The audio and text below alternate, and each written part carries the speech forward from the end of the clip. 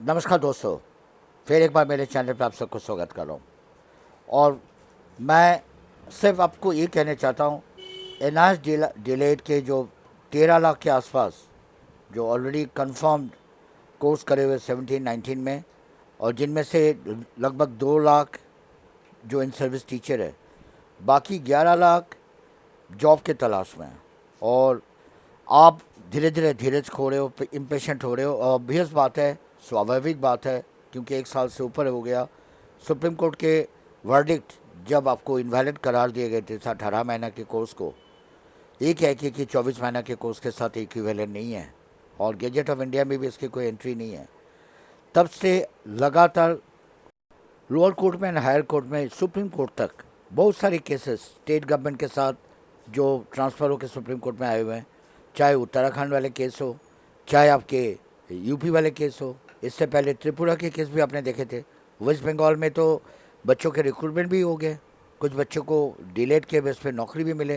इस तरह बहुत सारे ऐसे जगह है जहाँ कुछ कैंडिडेट जो जॉब में हैं, लेकिन वो भी टेंशन में है, क्योंकि डर इस बात के कि हमारी भी जॉब गंवाना बैठे हम।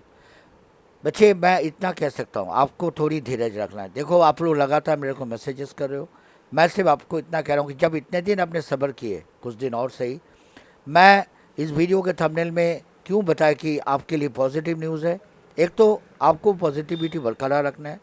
विश्वनाथ शाह जी भी आपको अपील कर रहे हैं कि आप, जैसे कि रिव्यू पिटिशन को लेके आप निराश हो रहे हो, आपको ये लग रहा है कि इस केस में तो कोई दम ही नहीं है। ऐसा कुछ नहीं है। एक्चुअली इसमें कुछ इंटरनल वर्क करा जा रहा है, न्यू शेप के साथ इसे आगे तारीख इससे मिलने वाला है बहुत जल्दी। और सबसे बड़ी बात, इसी महीने के अंदर ही आपके हिस्टोरिकल एक 23 तारीख की जो हियरिंग है, जो आपको पता है ट्रांसफर पिटिशन, जिसमें सबकी उम्मीद टिके हुए आदर्श श्रीवास्तव और यूपी सरकार वाले जो केस ट्रांसफ़र होकर आए हुए थे सुप्रीम कोर्ट में। और आपको पता होगा, इसमें बहुत सारे 3-4 पॉजिटिव बातें जो निकाल के आ रहे हैं पिछले दिनों में। एक तो इसमें एसएलपी को अलाउ किए गए। एसएलपी को अलग करके 6 तारीख को हियर भी करा गया था। और आपको ये भी पता है कि अब इसमें कुछ चीज़ें और आईए भी ऐड हुआ है, 3-4 आईए भी इसके साथ फाइल हुआ है। और एनसीटी को जो नोटिफिकेशन पिछले हियरिंग में भेजे गए थे 14 तारीख की हियरिंग में, और उसके बेस पे एनसीटी ने अपना वकालतनामा भी सबमिशन किए। जो सबसे बड़ी बात है कि सबमिशन हुआ है, और एनआईएस के डिलेट के बिहाफ पे भी काउंसिल ने कुछ और दस्तावेज कोर्ट में फाइल करवाया। और ये सारी चीज़ें चर्चा के विषय होने हैं, बहुत बढ़िया होमवर्क के साथ। और आपके जो काउंसिल है, बेटर एक रणनीति के साथ अब इस केस को आगे लेके आ रहे हैं। और ऑनरेबल जजेस भी वेरी ओपन माइंड से इस केस को शुरू से इसके आर्गूमेंट्स को सुनने के लिए तैयार हैं।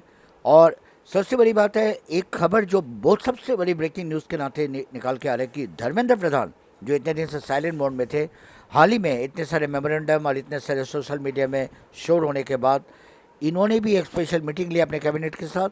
और सुनने में आ रहा है, एक यूनिक वन टाइम रिलैक्सेशन के नाते 17-19 कैंडिडेट्स को जो एनआईएस से डिज़ाइन करे हुए कोर्स को एमएचआरडी और एनसीटी के गाइडलाइन के बेस्ट प्रैक्टिस कोर्स को करवाया गया, इनको राहत दिए जाएंगे।